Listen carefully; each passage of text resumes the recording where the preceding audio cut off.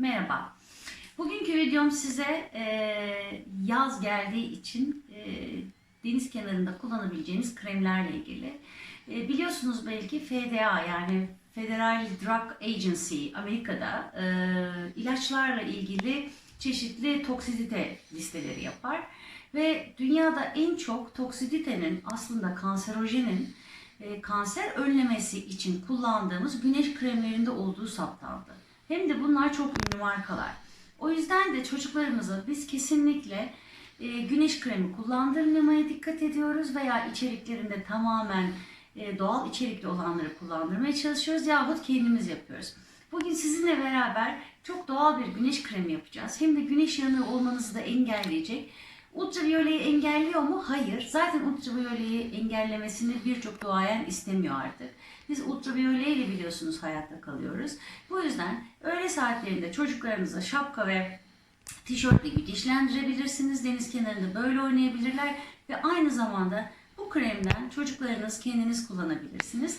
Güneş sonrası için de özellikle çatlayan cildinize, çok kuruyan cildinize çok iyi gelecek. Küçücük bebeklere bile kullanabilirsiniz. İçine sadece E vitamini de katıyoruz ekstradan. Bebek için kullanacaksanız E vitamini olmadan kullanmanızı tavsiye ediyorum. Şimdi tarife geçiyoruz.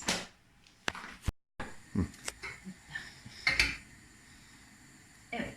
Şimdi tarifimizde şöyle bir şey var. Her zaman bir cam kase kullanıyoruz mutlaka ve cam kasenin altında benmari usulü kaynayan bir tenceremiz var. Önemli nokta şu ki bu tenceredeki suya cam kasenin değmemesi, yani suda değil buharda olması çok önemli bizim için. Üzerine koyuyoruz. Bunun içerisinde aynı safa yağı var. Doğal halde bulabileceğimiz aynı safaları aslında kendiniz yağ batırabilirsiniz. Size birazdan göstereceğim zaten. Bu benim aynı safalarım. Kimisi nergis der bu çiçeğe. Aynı safaları organik bir zeytinyağının içine koydum ve 45 gün güneşte beklettim.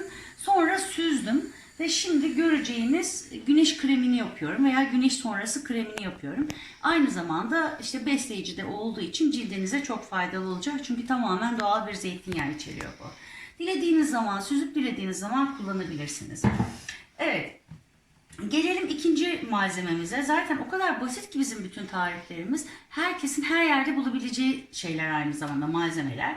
Görüyorsunuz yaprak balmumu. Yaprak balmumunu birçok yerden bulabilirsiniz. Eğer hiçbir yerde güvendiğiniz yer yoksa bana bu videonun altında yorumlarda yazabilirsiniz. Size memnuniyetle iletirim zaten. Oranımız şöyle. Her 3 kaşık aynı safa yağına 1 kaşık bal mumu koyuyorsunuz. Ancak yazın deniz kenarında çok yumuşak olacağı için zaten bal mumu da eriyor. O yüzden bu oranı 3 kaşığa 1,5 kaşığa yaklaşık çıkarabilirsiniz. Biz artık göz kararı yapıyoruz. Ev hanımlarının pilav yaptığı gibi. Çünkü zaman içerisinde birazcık daha sıvı olması, birazcık daha katı olmasının bizim için hiçbir sakıncası yok açıkçası. Sıvı olsa da zaten kullanabiliyorsunuz. Evet, burada benim yaklaşık yarım bardak aynı safa yağım var. Şimdi sizinle beraber göreceksiniz. Balmumum da içinde eriyecek. Biraz katı yapmak istiyorum bu sefer. Çünkü deniz kenarında zaten eriyecek. Önemli bir detay daha vermek istiyorum. Balmumunun parafinden olmaması, yani doğal olması gerekiyor. Zaten parafin biliyorsunuz plastik bir malzeme. Sadece tahta kaşık kullanın. Tabii ki plastik kullanamazsınız çünkü burası çok sıcak şu anda. Bu yüzden tahta kaşık kullanarak biraz altını açıyorum ve karıştırmaya başlıyorum. Bu aşamada başka hiçbir şey katmıyorum içerisine. En son aşamasında E vitamini katmak istiyorum. Çünkü bunu ben ve 10 yaşındaki çocuklarım kullanacağız. Eğer bebeğiniz varsa sadece bu iki malzemeyi kullanın. Ekstra E vitamini katmayın. Bir zararı olur mu? Hayır, olmayabilir. Ama çocuklarınızın neye alerjisi olduğunu henüz o yaşlarda bilmeyebilirsiniz. Balmumum gördüğünüz gibi yavaş yavaş eriyor. Bu sırada E vitaminini nasıl katacağımı anlatacağım. Yarım bardaklık bir şeyden yaklaşık 2 tane kavanoz çıkacak. Ben de bu kavanozun bir tanesini birilerine hediye edeceğim. Bir tanesini de kendim kullanacağım. Şeyi biliyorsunuz, E vitaminini şöyle minik kapsüllerde, bu yağ, o yüzden de bir makasla kesip içerisine öyle atacağım. Atma aşamasını göreceksiniz zaten. Kavanozlarım da bu şekilde, 2 kavanozun içerisinde dolduracağım. Kesinlikle kapağını kapatmayacağım. İyice soğuyana kadar, çünkü buhar yapmasını istemiyorum. Çünkü su olan her şeyde yaşam vardır ve su üstte kalırsa eğer, bu sefer kreminiz çok çabuk bozulabilir. Buzdolabında tutmanıza gerek yok. Yanınızda taşıyın. Hiçbir şekilde bozulma riski de yok bunun. Çünkü içindeki 2 malzeme de zaten güneşi yeterince görmüş malzemeler. Evet, erimeye başladı bile. Bu kadar kısa sürede bu kadar doğal bir krem elde etmek gerçekten çok keyifli.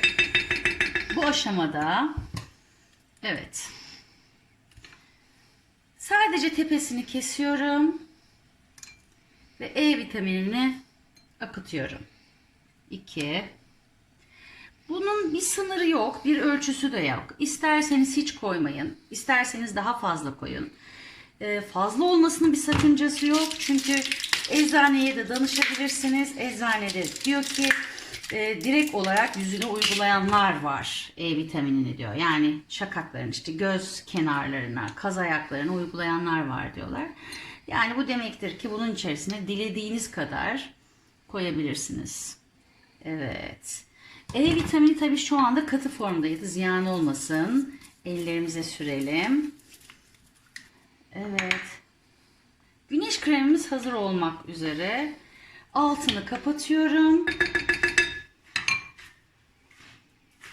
Ve sizin için kavanozlara su gelmemesine çok dikkat ediyoruz. Az evvel söylediğim gibi.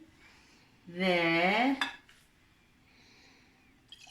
kavanozumuzu dolduruyoruz.